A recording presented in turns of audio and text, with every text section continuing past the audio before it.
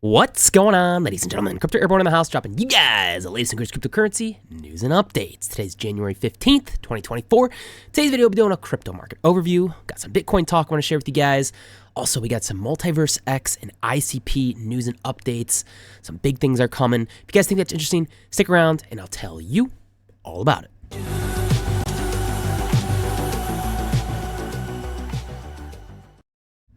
All right, everyone, hopefully you're all having a great day today. Happy Monday. But before we begin, I can't talk, smash that thumbs up button. Consider subscribing if you aren't, and turn on the bell notifications so you get notified as soon as I upload a video. Easiest thing you guys can do to help support the channel. You want to spread the word of crypto, Bitcoin, whatever it is, just so all the normies have an understanding of what the heck the world is going to. You know, we're going from this industrial revolution, all this new age digitization, and, you know, it's still kind of small. Like, not many people are really talking about it. I mean, we are all early adopters, at least in my opinion. So, you know, smash that thumbs up button, share it with your friends, whoever. Let's help get the word out there. All right, guys, so let's just jump right into it. As you guys know, I do put a pinned comment in every single video with all the timestamps so you guys can skip to whatever section of the video you want. And then also within the video, I also put timestamps so you guys can skip to whatever section you want to listen to, all for your viewing pleasure. So market, let me just refresh this real quick.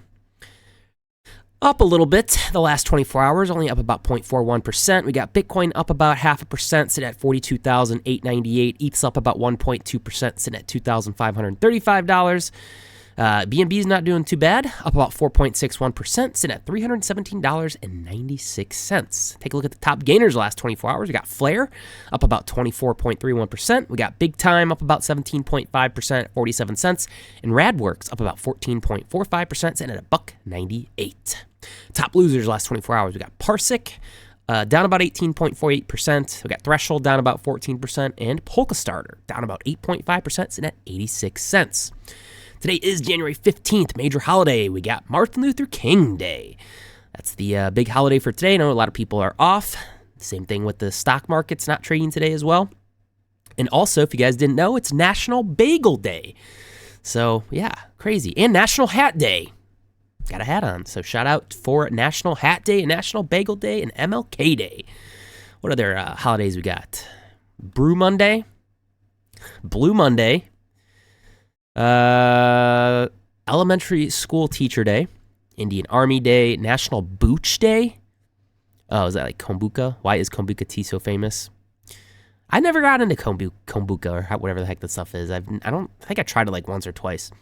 It's National Fresh Squeezed Juice Day. Man, there's a lot of different things going on. All right, take a look at the famous birthdays for January 15th. Pitbull. Some other people I haven't heard of. Obviously, Martin Luther King's birthday. That's about it for your birthdays. Crypto bubbles, top 100. Obviously, looks like a little bit more sea of green. The market being up about 0.5%. Let's take a look at my favorites right now. Everything's looking green except for Monero, Cardano, and Litecoin. CKB is up about 1.7%. ICP doing pretty decent, up about 1.2%, sitting just over $13. Elrond's kind of neutral, up 0.3%, sitting at $53.77. If you're in greed index, let's see, it updates in about 4 hours, but we went down to neutral territory. I know we've been in greed and extreme greed a couple times, but mainly we've been in greed over the last month, so it's kind of good to see the market just kind of cool off a little bit, just to continue. You know, got to go up and down, up and down. You can't just keep going up forever. So neutral on the fear and greed index for once. All right, traditional markets obviously aren't open today because of the holiday. DXY, let's see. I track this every single day. It's kind of been going along this channel up and down, and it kind of looks like we're trying to pop out of this channel right here. And if we do see that, I would probably see crypto and traditional markets go down. But again, if you guys follow me, you know it's not always the case, but usually more than likely it is. So if, you know, this DXY starts to pump, we'll definitely probably see crypto and traditional markets down. Total crypto market cap right now, we're at about 1.64 trillion. Kind of been going along this channel right now that I've been tracking, and it looks like we're just above it, so that's good. We're using this bottom trend line as a nice support for the total crypto market cap. Trying to go through this thin Ichimoku cloud here. This is at least on the 1 hour chart. Let's kind of bump it up on the time frame. It looks like we're a little below this trend line. I don't know when you switch from the different time frames it does that, but yeah, we could dip, below it a little bit, like we saw here, and hopefully come back up. But yeah, we can go over it as well. But yeah, pretty much have been trading through this channel right now. 4-hour chart, we're behind this Ichimoku cloud, pretty thick cloud here, but it's kind of thin right here. So we'll just have to wait and see what next week, or what this week, has, what's going to come for this week. We'll just have to wait and see with Bitcoin and all the traditional markets. So we'll just have to see how tomorrow holds, since today is a holiday.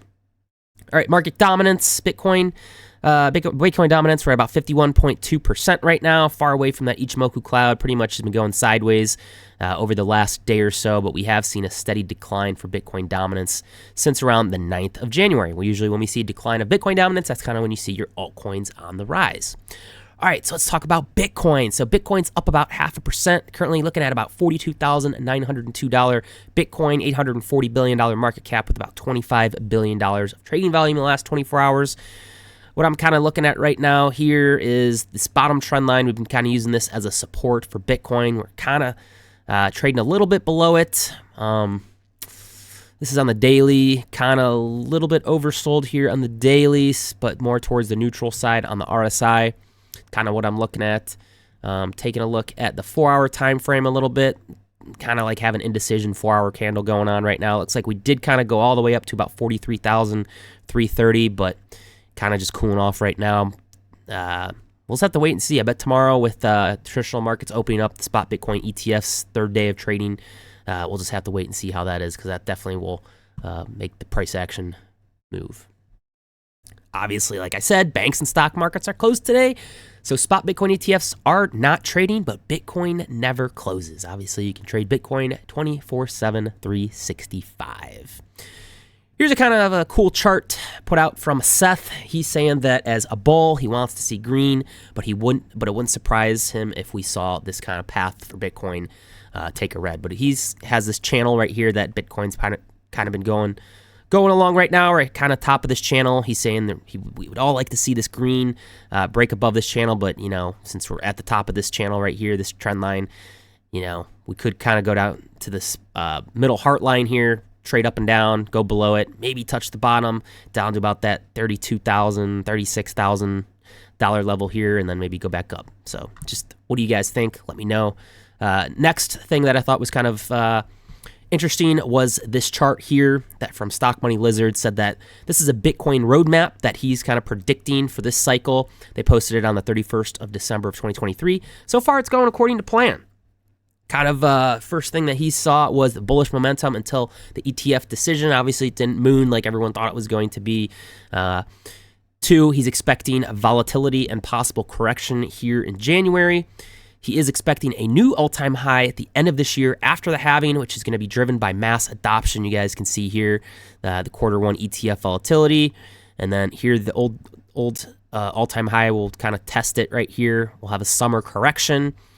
And then going into Q4 of 2024, he's expecting maybe a new all-time high here. Then, after the halving, usually about 8-9 months later, we kind of see that bull run. Here we go right here. May 2025-ish, September, and then based on the past cycles, he's expecting a new all-time high in Q3, Q4 of 2025. He's taken into account a lot of the macroeconomic factors like recession, inflation. However, this ultimately not a bad thing for Bitcoin. More and more people see and will see, once it's mass adopted, Bitcoin as digital gold, an inflation-proof asset that is a store of value in bad economic times. So again, especially with all this crazy inflation that we're seeing, people want to put their money into something that's recession-proof, something that's going to make them money, and Bitcoin is one of those assets, at least in my opinion, and his as well. So it's going to come with mass adoption, and then kind of a bear market after that Q4 2025 into 2026, 2027, however long that be. So I thought that was pretty interesting. Another big thing, this is straight on BlackRock.com. Look at what they got front and center. They're introducing their IBIT Bitcoin Trust ETF. So that's great to see on there. I mean, it is BlackRock, so just take that with a grain of salt. You guys know they own a little bit of everything, a little bit into every big major company out there, and then this is their, dipping their foot into the pie for Bitcoin. So I thought that was pretty interesting. All right, so let's move on to MultiversX news and updates. Currently looking at, let me just refresh it right now. $53.78 MultiversX EGLD, up about 0.8% the last 24 hours, $1.4 billion market cap with about $26 million in trading volume the last 24 hours. Just taking a look briefly at the charts, nothing too crazy. We do have the symmetrical triangle. It is squeezing really towards the end right here, and it looks like we're kind of breaking out to the upside. Symmetrical triangles are historically a bullish pattern, so that's good to see. This is on a smaller time frame. The 1 hour chart, 4 hour time frame does look like we're kind of busting out of that, which is good to see. We have a break here in the Ichimoku cloud, so maybe we'll try to break through that, which will be a good thing to see. A little bit oversold here on the RSI for the 4 hour chart. So that's kind of, at least in the shorter time frame, what I'm looking at for a little bit of price action movement. Hopefully a move to the upside for that because of that symmetrical triangle. All right, so here's some X-Portal app updates over the last week. There's 3 things that they focused on. They did a Launchpad X-Portal integration. Seamless interactions make their hearts beat faster than ever. Of course, they've worked on a new cool integration that can make your life 10x easier. The second, the Claim Daily XP redesign. That is I think it's kind of pointless. I don't know. That was one of the suggestions I did when they had a post about what they can do to improve. I think they should just get rid of that tab or put some type of Web3 game, integration into there. But it looks like they're going to be redesigning it based off our feedback. Makeover is currently underway. As soon as you'll be interacting with XP under completely new and fresh concept. Some more fixes and improvements. Attention to detail is key. They fine-tuned every corner of our super app for a better experience. And again, I like how they ask the community for feedback just to make it better. I think it's one of the best non-custodial wallets. Great user interface and real simple. So again, those are some top 3 things that happened with the X-Portal app this past week.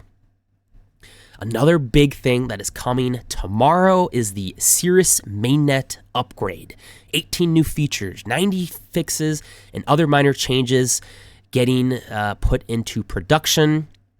So there's a whole slew of different things, and I'm not going to go through this. Like you can see Lucian Mintzu, all this. A lot of this is a lot of developer stuff, but we can touch on a couple things. So it's version 1.6.0. It's going live tomorrow, 16 January 2024. It's a massive milestone for MultiversX, providing huge improvements.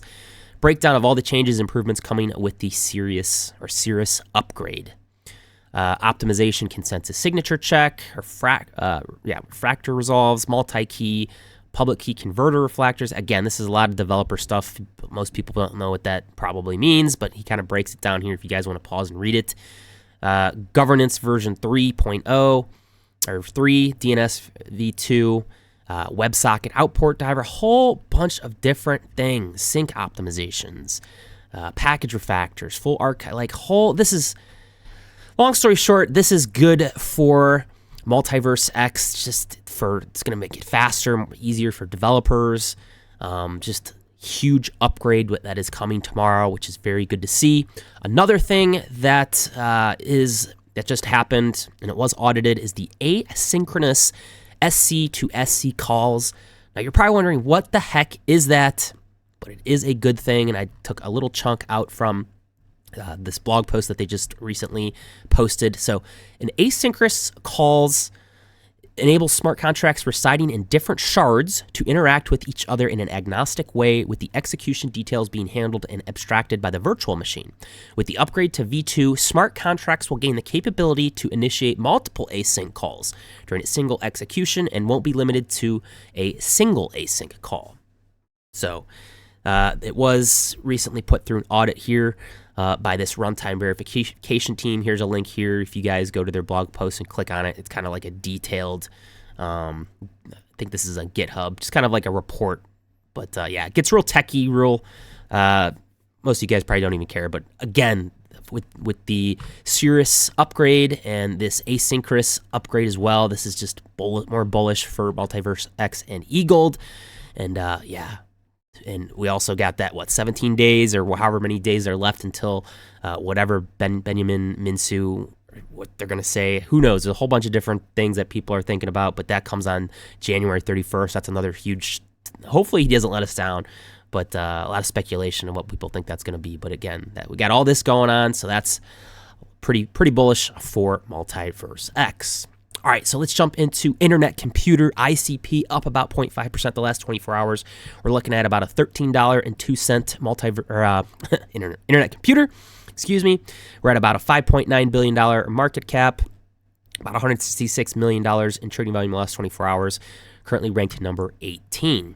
So just taking a look at the charts real quickly, it has been moving along this channel right now. And within the channel, we have this big symmetrical triangle that just is kind of squeezed into the point. It looks like it's trying to break out currently. This is on the 4-hour chart for this 4-hour candle. Respect the TA. It's just using this bottom support here in the symmetrical triangle as a nice support.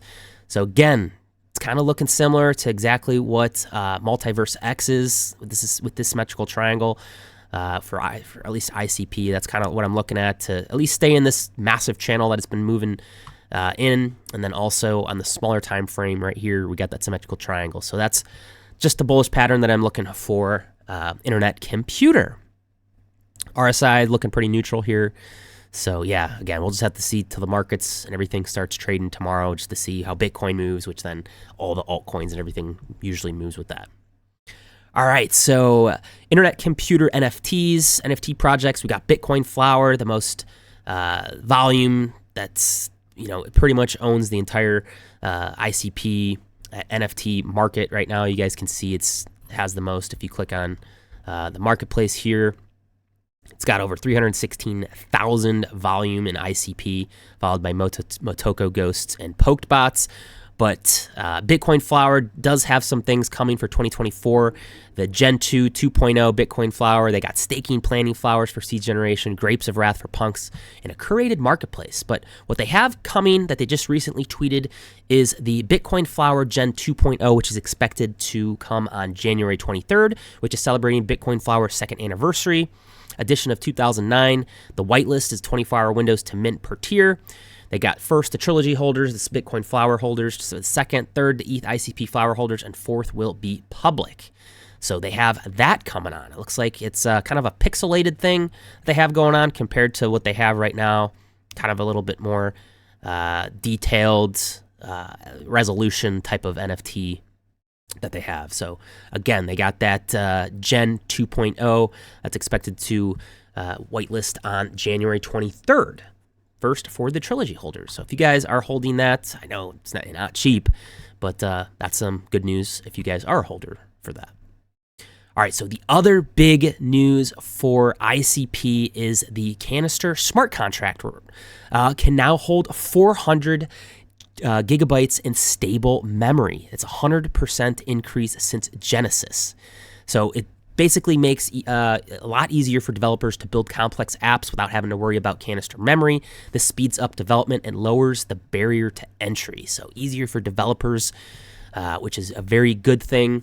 I think they did compare something.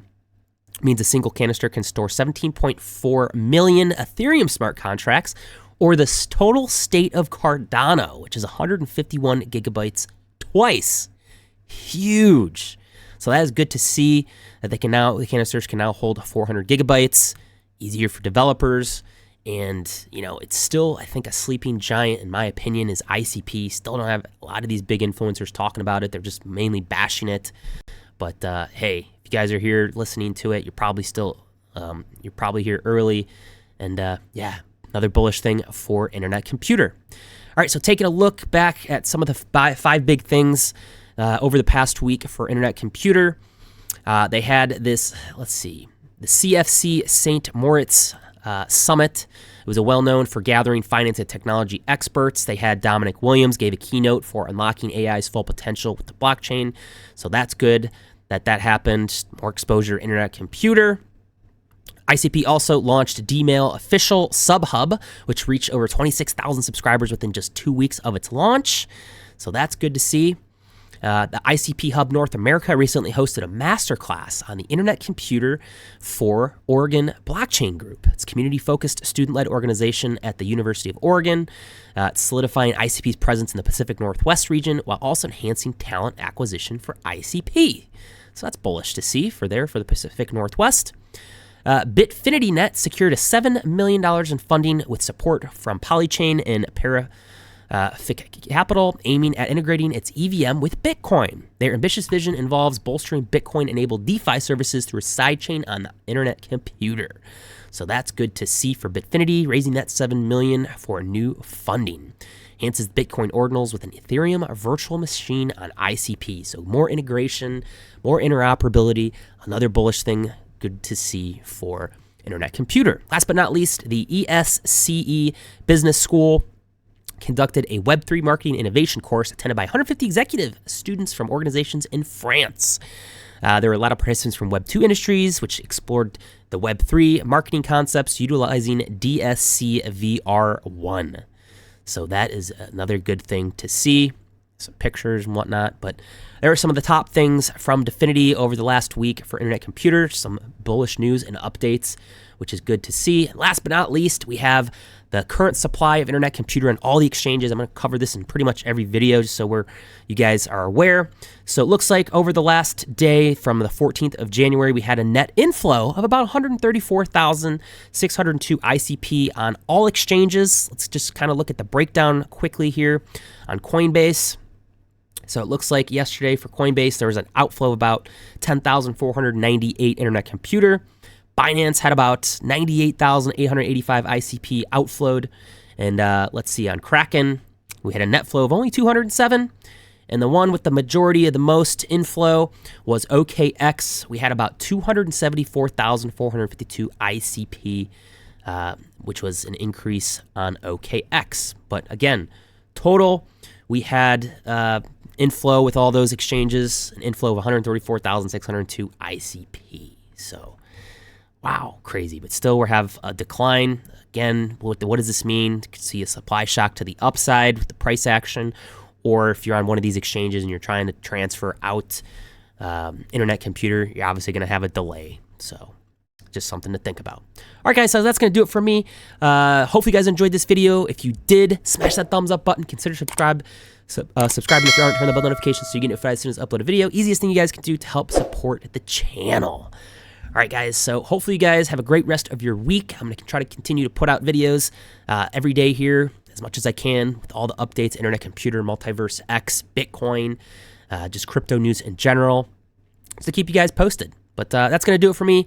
Hopefully, guys, stay safe out there. Crypto Airborne, out.